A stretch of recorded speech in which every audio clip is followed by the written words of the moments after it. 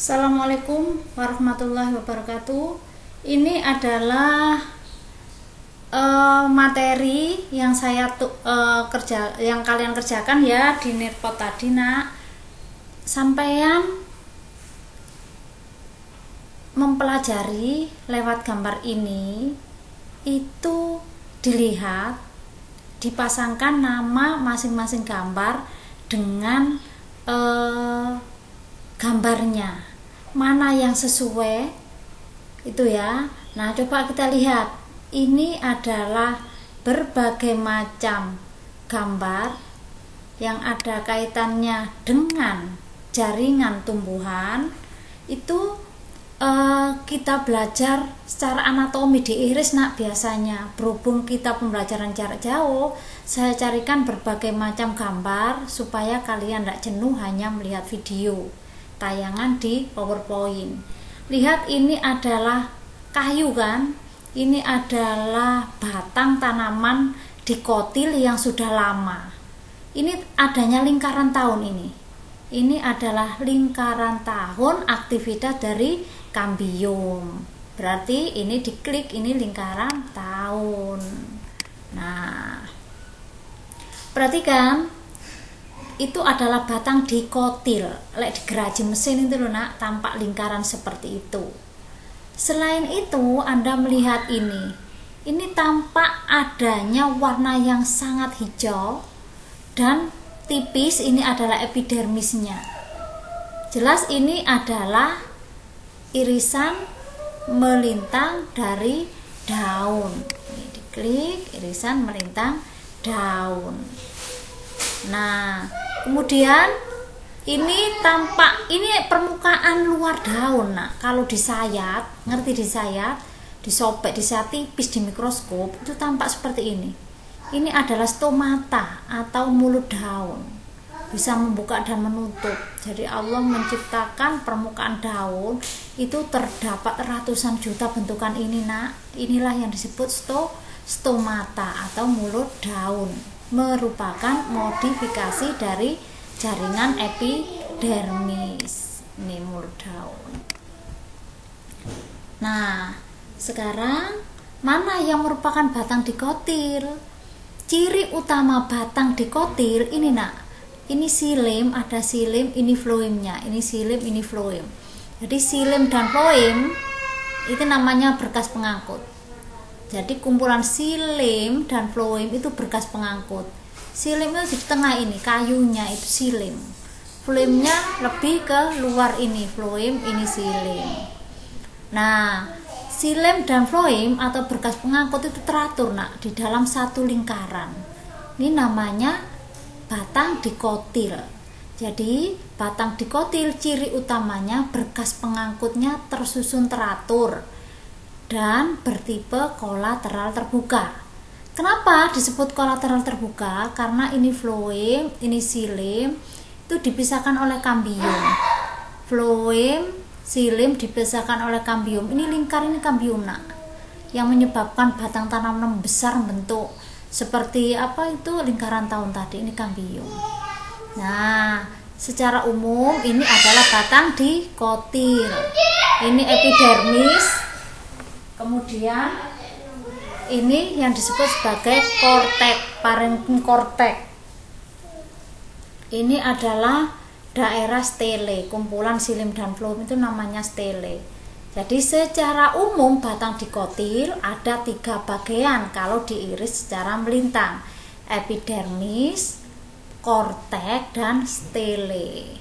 Epidermis kulitnya, kortek yang tengah ini ada parenkim kortek, kemudian stele ya. Ini batang dikotil. Sedangkan ini jelas ada ini akar, Nak. Tampak sekali akar tanaman dikotil maupun monokotil diiris, ini ada rambut akar di permukaannya. Sedangkan yang kecil-kecil banyak, ini adalah parenkim. Ini juga parenkim. Ada epidermis, kortek, parenkim yang tertata rapi, dan ini stele. Berarti di dalamnya ini ada silim dan floem yang berkumpul. Saya ulangi, kumpulan xilem dan floem namanya berkas pengangkut, kumpulan berkas pengangkut namanya stele. Nah, itu continue. Kemudian kita lanjut. Nah, kalian tinggal memasangkan, nak. Merupakan sel peresap dan berfungsi membentuk cabang akar. Diingat ya, perisikal disebut juga sel peresap. Perisikal disebut sebagai sel peresap. Nah, tadi sudah saya beri nomor ini ya. Nah, jaringan pengangkut air dari akar ke daun, diingat kalau mengangkut dari akar ke daun adalah xilem atau kayu. Xilem itu nama lainnya kayu gitu. Merupakan jaringan penyokong yang penebalannya selulosa. Diingat, jaringan penyokong ada dua, kolenkim dan sklerenkim. Tapi kalau kolenkim itu penebalannya dari selulosa. Kolenkim penebalannya dari selulosa. Nah, sedangkan sklerenkim penebalannya dari, kalau sklerenkim penebalannya dari zat lignin atau zat kayu. Saya ulangi, jaringan permanen 1, jaringan pelindung yaitu epidermis, 2 jaringan penyokong yaitu kolenkim dan sklerenkim. Kalau kolenkim itu mengalami penebalan selulosa, kalau sklerenkim penebalan dari zat lignin. Kemudian ini, daging daun paling efektif melakukan fotosintesis karena banyak klorofil.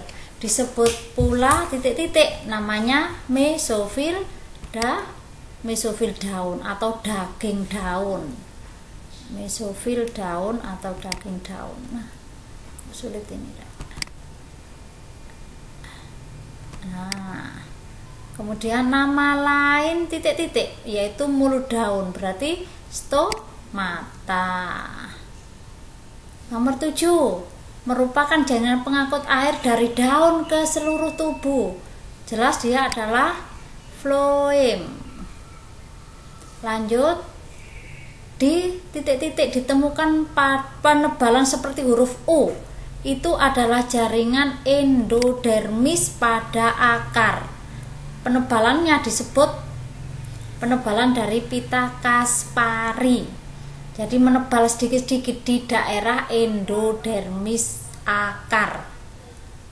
Nah, berbentuk pagar parenkim apa? Palisade. Ini harus ada gambar, nak. Kalau tidak ada gambar tidak bisa. Nah, epidermis merupakan jaringan luar.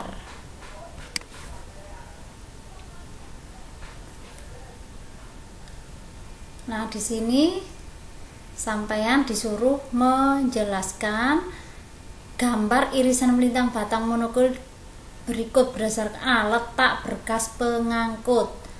Ini adalah batang monokotil. Letak berkas pengangkutnya apa? Jawabannya menyebar. Letak berkas pengangkutnya menyebar. Jadi jawabannya yang A. Letaknya menyebar atau tidak teratur. Terus yang B, jawaban yang B, pertanyaannya tipe berkas pengangkutnya apa? Kolateral tertutup. Karena xilem dan floem berdampingan, tidak ada kambium.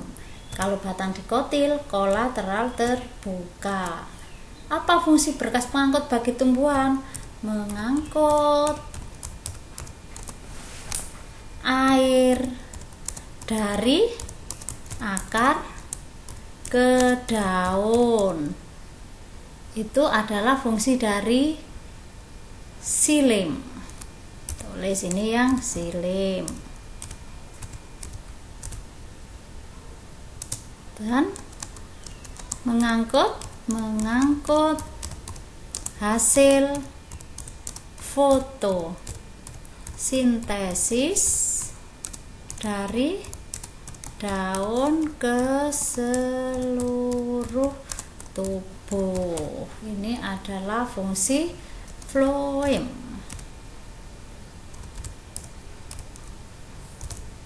Nah, itu nak, kalian boleh merekam suara. Pada batang monokotil mempunyai ciri utama letak berkas pengangkut menyebar atau tidak teratur. Tipe berkas pengangkutnya adalah kolateral tertutup. Artinya, xilem dan floem terletak berdampingan tetapi tidak ada kambium.